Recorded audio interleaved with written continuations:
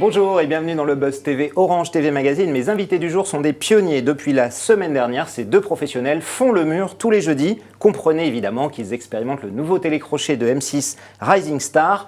On l'a dit, trop sensible, on le dit, trop discret. Et si en réalité c'était tout l'inverse? C'est ce que nous allons voir tout de suite avec nos invités. Bonjour Cathy Guetta. Bonjour Nicolas. Bonjour David Hallyday. Merci de nous rendre visite. La première chose que j'ai envie de demander, vraiment avant toute chose, est-ce que vous attendiez tous les deux pour votre première vraie expérience télé à une telle pression de tous les côtés pour cette émission? Alors, Cathy? pour ma part, je ne m'attendais pas à une telle pression. Et j'avoue que, déjà expérimenter le monde de la télé et plonger dans ce monde-là, c'était pour moi, bon, ça me faisait très peur, mais en même temps, j'en étais très, très curieuse et j'avais hâte d'arriver à la première de Rising Star. Mais c'est vrai qu'il y a une grosse pression de partout, de la production, d'être bien, d'être à la hauteur des attentes de tout le monde. Et puis on se livre devant des millions de Français. Enfin, c'est important, quoi. On est sans filet. David. Et en live, en direct, ce qui est plus dur, on va dire. Vous avez fait des concerts, vous avez connu ce genre de choses, mais là, c'est vraiment une pression différente ou pas? Non, mais je m'y attendais en fait, parce que c'est vrai que c'est une nouvelle prod qui fait ce style d'émission. C'est un gros challenge pour M6. C'est une nouvelle émission dans ce type d'émission. On n'a jamais vu ça nulle part ailleurs. Donc forcément, il y a des pressions, et je dis pas que c'est tout repos, mais je m'y attendais quand même beaucoup à ce que ce soit un petit peu punchy, quoi. En même temps, c'est bien, c'est un beau défi pour la chaîne, et puis pour les téléspectateurs aussi qui voient quelque chose de différent aussi dans ce type d'émission.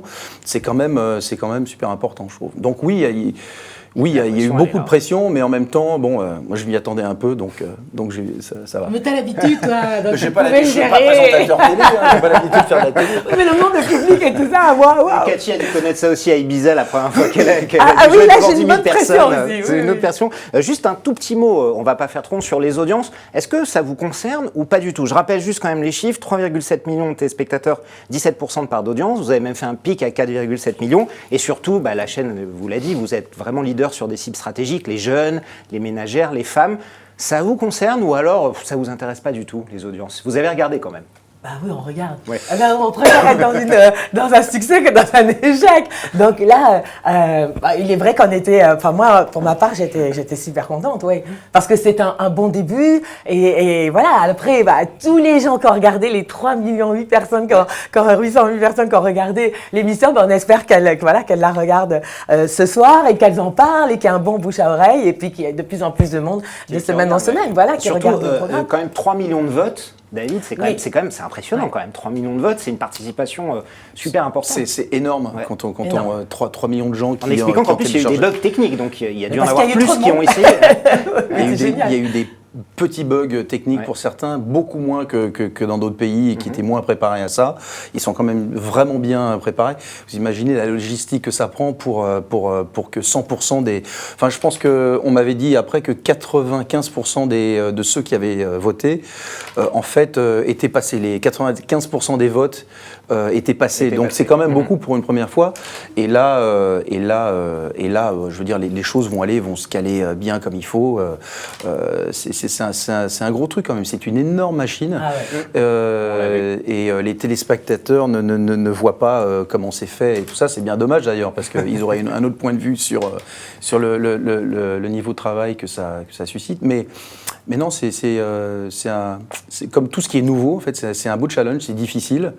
Moi j'aime bien ce qui est difficile, j'aime bien parce que c'est en fait, c'est ce qui... Oui, parce que c'est important d'aller de l'avant et pas de se reposer sur ses acquis et faire toujours les mêmes choses. Je pense que c'est important de faire partie d'un projet qui est voué à faire avancer les autres en fait. Et moi j'aime bien ce concept. Pas mal de critiques ont porté, notamment sur la première émission, sur le fait qu'on voyait pas assez le mur et peut-être trop les magnétos. Les magnétos, je le rappelle, sont ces auditions que vous faites dans la maison, vous recevez les candidats avant, et notamment en cause leur parcours de vie, parfois difficile, qui a été mis en avant et qui parfois prend le pas sur vraiment le talent vocal. Est-ce que ça a été votre impression aussi, qu'on en a un peu trop fait avec les magnétos enregistrés et qu'on n'a pas assez vu en fait le mur et les prestations? Moi, je suis pas d'accord sur cette analyse parce que je trouve que justement, lors des auditions, voilà, moi je trouve que connaître la personne qu'on a en face de soi, connaître son parcours, ce qu'il a vécu, ses faiblesses, et peut-être que ce parcours-là va nous aider à le comprendre, à comprendre son univers, à comprendre pourquoi il en est arrivé là et de quelle manière ces fêlures et qui sont un plus pour lui ou qui seront peut-être un moins pour lui et il n'arrivera peut-être pas à contrôler son stress parce qu'il aura vécu des choses. Et je pense qu'il y a un côté peut-être plus humain, je trouve, de présenter vraiment cette personne et voilà, et de le connaître plus. Oui, c'est normal. C'est nécessaire pour que le public s'attache à la Oui, personne, mais est-ce que c'est pas trop au bout, ça va pas prendre le pas sur le talent vocal, en fait je pense pas, parce qu'on présente cette personne, et après, ça ne sera que son talent vocal, son univers, sa façon de gérer son espace de scène, sa manière de se présenter, son apparence. Et après, on le connaîtra plus. On l'a connu au début, et ça sera que ses prestations vocales par la suite. On verra. Je pense que c'est important que le public s'attache aux candidats qui vont voir le soir.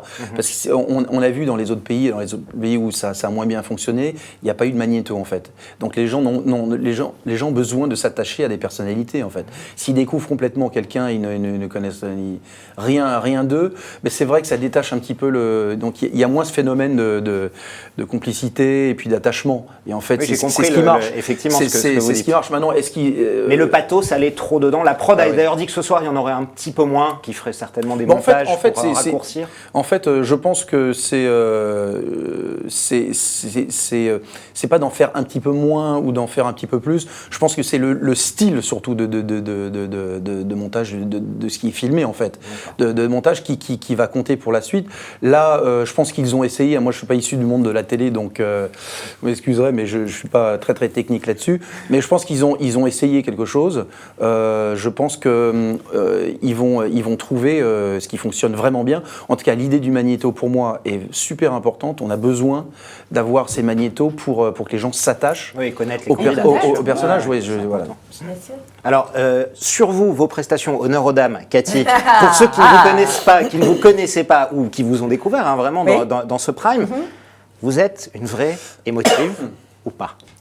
Non, dans la vie, ça. Vous êtes une femme émotive qui va pleurer comme ça, facilement? Non, en fait, je ne pleure pas facilement. Je pleure lorsque je suis touchée par une personne, par un beau film,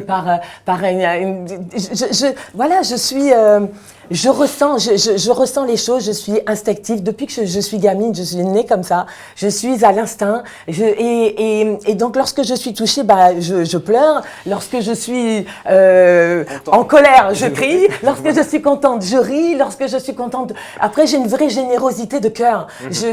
Avoir fait le parcours que j'ai fait, recevoir des milliers, voire des millions de personnes dans mes soirées, dans mes événements et partout à travers des différents pays. C'est une vraie générosité de ma part que de donner et j'aime recevoir aussi. Et lorsqu'on me touche par une voix, par un parcours, voilà, oui, je pleure parce que je suis touchée et que je n'ai pas de filtre. Je suis comme les enfants, moi.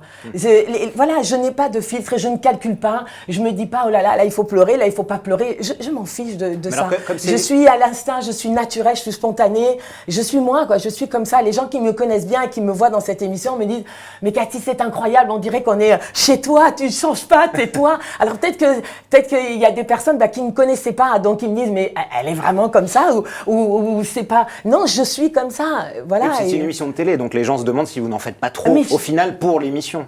Ah non, mais moi je ne calcule pas ça, je m'en fiche complètement. Il va passer ce soir dans les magnétos, je ne vais pas pleurer, et la semaine prochaine je ne vais pas pleurer, ou j'ai peut-être pleuré une fois, je ne les ai pas tous vus les magnétos, alors je ne sais pas, mais je pleure lorsque je suis touchée, lorsque c'est quelque chose de fort pour moi, et donc voilà, David peut en parler, on a fait des auditions pendant des jours et des jours.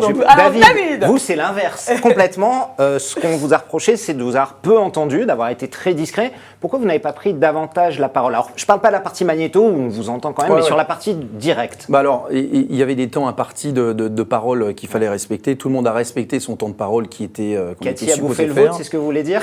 Non, absolument pas. Non, mais on est pour la première émission, il y avait une certaine stratégie en fait de parole du jury parole et on a tous respecté ce temps de parole-là parce qu'on a très très peu de temps en fait. Donc voilà, là ça fonctionnera d'une façon différente ce soir. Et puis après, moi, vous savez, moi je suis plutôt dans la réflexion et d'écouter les gens parler, d'écouter les gens performer avant de donner un avis. C'est pour ça qu'on a demandé à ce que je vienne donner mon avis sur des candidats. Je ne suis pas quelqu'un naturellement qui va monter sur des tables pour crier haut et fort ce que je pense. Je pense qu'on peut le dire. J'ai toujours un œil de réalisateur en fait. Et parce que tous les artistes avec lesquels j'ai travaillé, en fait, c'est ce travail-là que j'ai fait avec eux.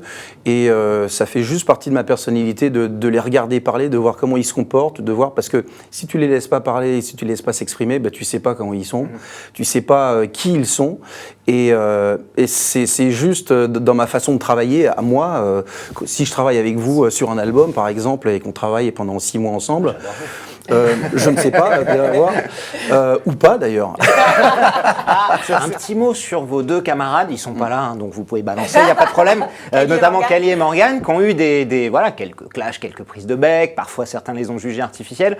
Vous, ça vous a choqué? Est-ce que ça vous choque, par exemple, quand Morgane Serrano dit qu'il est content qu'un groupe n'ait pas réussi à faire lever le mur?